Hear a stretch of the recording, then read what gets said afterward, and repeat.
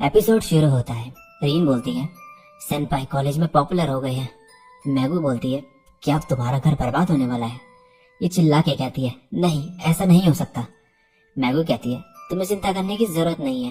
तो ये बोलती है, ये यूनिवर्स खत्म होने के लेवल का डिजास्टर है, क्योंकि सेनपाई बहुत कूल है। वो दिखने में चाहे जैसे भी हो, लेकिन उनके साथ रहना मजेदार है। आयागा कहती है, मैं भी उन्हें पसंद करती हूँ। मैगू बोलती है, मैं भी।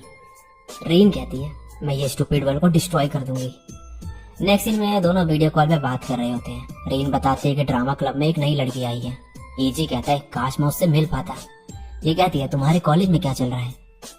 ईजी कहता है, मेरे क्लब के मेंबर अभी तक आपस में मिले नहीं है। रीन कहती है, और क्या हुआ, मुझे और जानना है।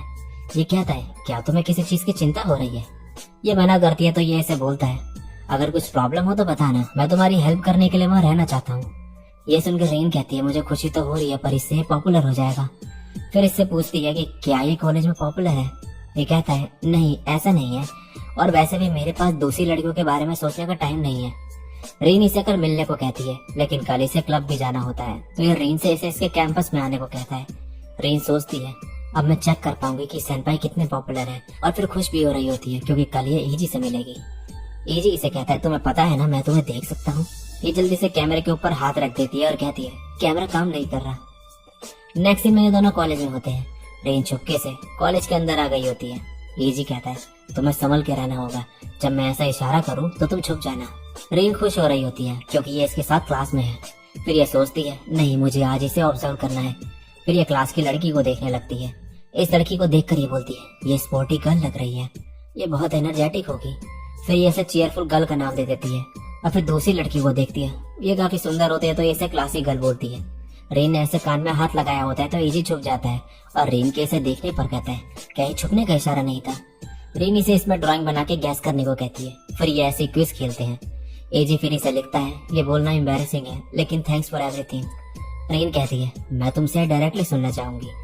तभी यहाँ पर ये लड़कियां आती है और ईजी को लंच के लिए इन्वाइट करती है। रेन को देख कर ये कहती है, क्या ये वही जूनियर है जिसके बारे में मैंने बहुत सुना है?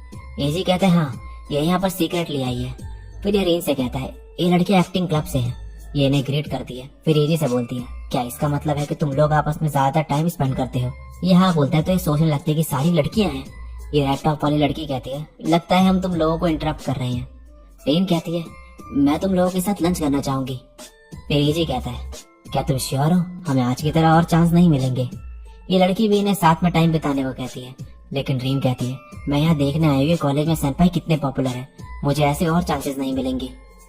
नेक्स्ट सीन में ये कैंटीन में बैठे होते हैं तो ये कहती है, बेटा हम यहाँ पर ज्यादा पॉपुलर नहीं है, ये बस अपने दोस्तों के साथ अजीब सी आवाजें निकालता रहता है। दूसरी लड़की कहती है, कुछ दिनों पहले ये अपनी फेवरेट पुडिंग के लिए लड़ रहा था। ईजी अपनी पुडिंग उठाकर रीन को दे देता है। ये लड़की कहती है, पर्सनली मुझे एंथुसियास्टिक लोग पसंद है। ईजी कहता है, अरे मैं बिल्कुल भी पॉपुलर नहीं हूँ, और तुम्हें नहीं लगता ये लोग बहुत ही मीन है? ये कहती है, मुझे अब थोड़ी राहत फील हो रही है। ईजी कहता है, मैं पहले ही लो फील कर रहा था, तुम्हें ये सब कहने की क्या जरूरत थी? क्या मैं अब रोने लग जाऊं? रेन कहते हैं, मैं तुम्हें ये दूंगी, इसीलिए प्लीज अब अपना मूड ठीक कर लो।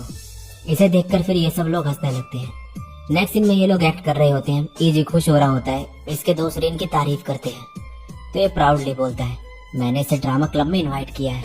रीन इस लड़के से पिछले प्रपोजल को रिजेक्ट करने के लिए माफी मांगती है और पूछती है कि क्या ये अभी भी सेम फील करता है। ये लड़का बोलता है, क्या तुम मुझे अपने हस्बैंड के रूप में एक्सेप्ट करोगी? ये इसका हाथ पकड़ती है। ये देखकर ईजी हैरान होता है। रीन कहती है, हाँ मैं खुशी खुशी एक्सेप्ट करती हूँ।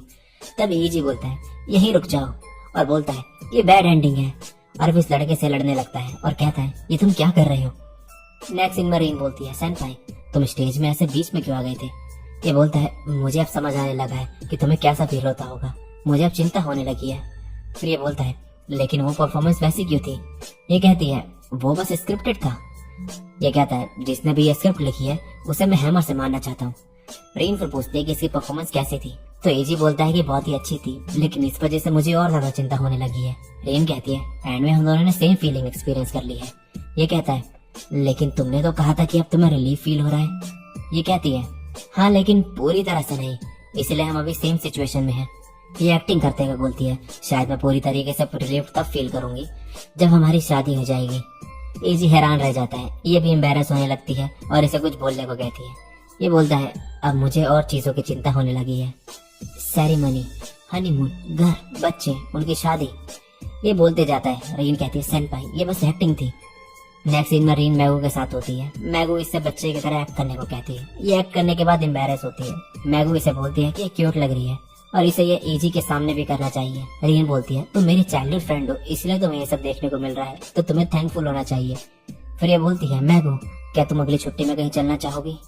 ये कहती है क्या तुम उस दिन सेनपाई से नहीं मिलोगी? रीन कहती है हम दोनों हार्डली एक दूसरे के साथ टाइम स्पेंड करते हैं, तो इसीलिए। ये कहती है तुम अब मैच्योर हो गई हो, मैं स्टीक खाना चाहूंगी। तभी यहाँ ये लड़की आती है और बोलती है कि इसे रीन से कुछ बात करनी है। ये कहती है कि रे क्या हुआ? तो ये इसे इसके साथ लाइन रिहर्स करने के लिए बोलती है। नेक्स्ट सीन में ये प्रैक्टिस कर रहे होते हैं। रीन कहती है तुम फर्स्ट ईयर होने के बावजूद भी बहुत अच्छा कर रही हो, तो तुम्हें नेक्स्ट परफॉर्मेंस की चिंता करने की कोई जरूरत नहीं है। कीरी कहती है पर आजकल मुझे लग रहा है कि मैं कुछ खास एक्टिंग नहीं कर रही हूँ और ये सब आपकी वजह से हो रहा है नानापुरा सेनपाई। रीन हैरान होती है और सॉरी बोलती है। तो ये बोलती है नहीं इसकी जरूरत नहीं है, जब मैंने पहली बार आपकी एक्टिंग देखी थी तो मैं आपको देखते रह गई थी। फिर ये पूछती है कि ये ऐसे एक्टिंग कैसे कर लेती है? रीन बोलती है कि रीन क्या तुम किसी को लाइक करती हो? ये हैरान होती है। फिर रीन कहती है जब तुम किसी को पसंद करने लगती हो तो तुम अपने से ज्यादा उस दूसरे पर्सन के बारे में सोचती हो और तब तुम्हें एहसास होता है कि इमोशन चेंज हो रहे हैं, तुम डिफरेंट पर्सन बन चुके हो। मुझे लगता है ये चीज मुझे एक्टिंग में अच्छा बनाती है। और फिर कहती है मैं बस मजाक कर रही थी। कीरी कहती है क्या आप किसी को केयर करती हो? रीन हाँ बोलती है। तो ये बोलती है मैंने कभी ऐसा कुछ फील नहीं किया है। रीन कहती है लगता है तुम अपने क्लब के लिए कुछ ज्यादा ही डेडिकेटेड हो। ये कहती है आजकल मैं हर समय आपके बारे में सोचती रहती हूँ। रीन हैरान हो जाती है। कीरी कहती है नहीं नहीं गलत मत सोचना, मेरा ये मतलब नहीं था, ये रेस्पेक्ट की वजह से बस प्योर लव है। फिर ये कहती है नहीं नहीं मेरा ये मतलब नहीं था। रीन कहती है कीरी शांत हो जाओ। नेक्स्ट सीन में रीन इजी को बताती है कि समर वेकेशन में इसके पेरेंट्स से रिलेटिव से मिलने जा रहे हैं, तो इसे घर का ख्याल रखना है। इजी कहता है रीन तुम्हें एक्ट करने की जरूरत नहीं है, अगर तुम्हें लोनली फील हो रहा है तो तुम रो सकती हो। रीन कहती है नहीं ऐसा नहीं है, मैं ये कहना चाह रही थी कि जब समर ब्रेक होगा तो क्या तुम मेरे घर आना चाहोगे? ये शॉक्ड रह जाता है और बोलता है ये समर बहुत ही हॉट समर होने वाला है। रीन कहती है हाँ ये क्या था? और इसी के साथ ये एपिसोड यहीं पे एंड हो जाता है।